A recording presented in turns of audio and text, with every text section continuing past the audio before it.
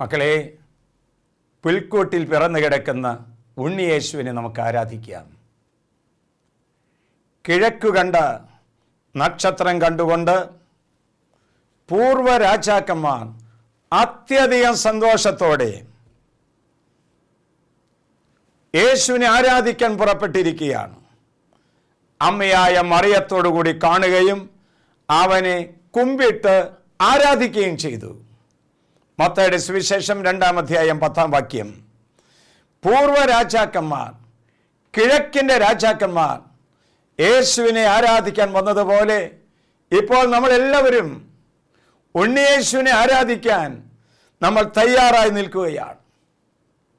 യൂതന്മാരുടെ രാജാവ്, സർവാധിപൻ, സൗഖ്യദാതാവ്, പുൽക്കൂട്ടിൽ പിറന്നു കിടക്കുന്ന ഉണ്ണി ഈശോയ്ക്ക് പൂർവ്വ രാജാക്കന്മാർ സ്വർണം, കുന്തിരിക്കം, മീറ കാഴ്ചവെച്ചു.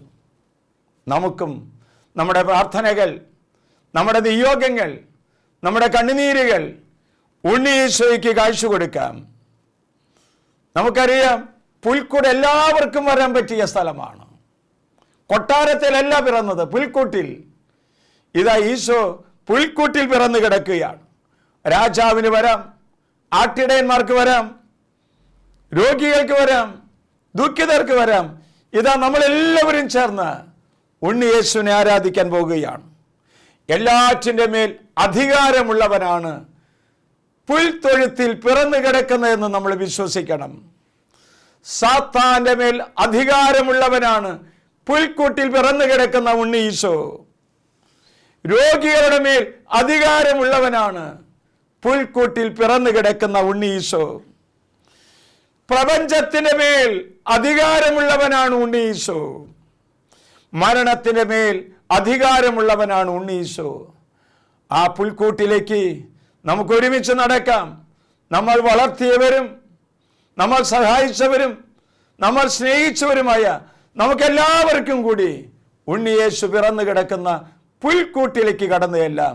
ഉണ്ണീശോ തൻ്റെ കൈകൾ നീട്ടി നമ്മെ അനുഗ്രഹിക്കട്ടെ. കരങ്ങൾ ഉയർത്തി കർത്താവിനെ സ്തുതിക്കാം. Hallelujah, hallelujah, hallelujah, hallelujah, hallelujah, hallelujah, hallelujah, hallelujah. രാജാതി രാജാവായ യേശുവേ, ഞങ്ങൾ അവിടുത്തെ സ്തുതിക്കുന്നു, ആരാധിക്കുന്നു, നന്ദി പറയുന്നു. Hallelujah, hallelujah, hallelujah.